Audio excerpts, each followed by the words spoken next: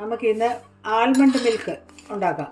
അതിന് വേണ്ടി ഞാൻ ഇത്ര ആൽമണ്ട് എടുത്തിട്ട് അതിൻ്റെ ചൂടുവെള്ളത്തിൽ ഒരു 20 മിനിറ്റ് ഇട്ട് അതിൻ്റെ തൊലിയെല്ലാം കളഞ്ഞിട്ട് എടുത്തു വെച്ചിരിക്കുക. അത് നമുക്ക് കുറച്ച് പാലും എടുത്ത് മിക്സിയിലിട്ടൊന്ന് അടിക്കാം. അത് നമുക്ക് പാത്രത്തിലോട്ട് ഇടാം.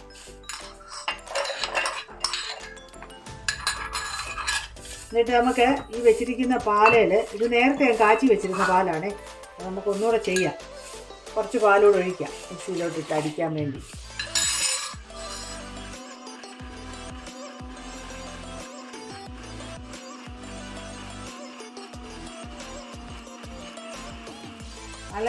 അര ലിറ്റർ പാലാണ് നമ്മളിവിടെ എടുത്തിരിക്കുന്നത്.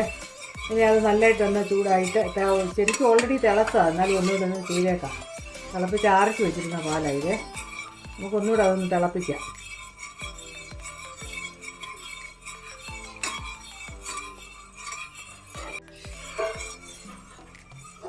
തിളച്ച പാലായി നല്ലതായിട്ടൊന്ന് ചൂടായിട്ടുണ്ട്. അപ്പോൾ നമുക്ക് അതിനകത്തോട്ട് 2.5 സ്പൂൺ പഞ്ചസാര അങ്ങോട്ട് ഇടാം.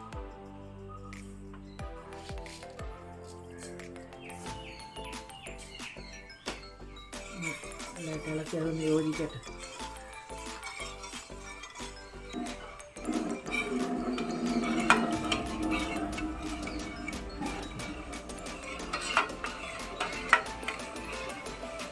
പാല് തിളച്ചിട്ടുണ്ട്. ഇനി നമ്മൾ തീ ചെറിയ ഇതിലിട്ടിട്ട് ഒരല്പം കുങ്കുമപ്പൂവ് നമുക്കതിലേക്കിടാം.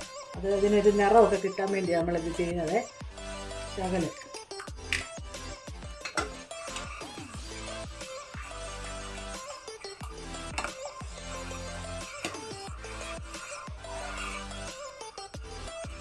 ഇനി നമുക്ക് ഈ അരച്ച് വെച്ചിരിക്കുന്ന ആൽമണ്ട് അങ്ങോട്ട് ഒഴിച്ച് തുടരെ ഇളക്കിക്കൊണ്ടിരിക്കുക.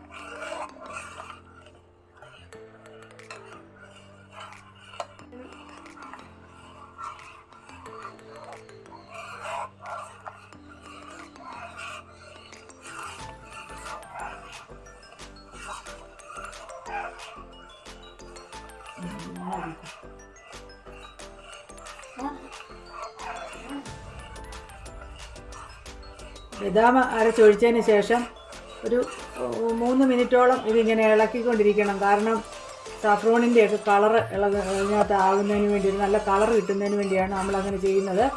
അതിന് ശേഷം ഇത് ഓഫ് ചെയ്യണം. ഇത് ആറിച്ചോ ചൂടായോ നമുക്ക് ഇത് ആൽമണ്ട് മിൽക്ക് ഉപയോഗിക്കാവുന്നതാണ്.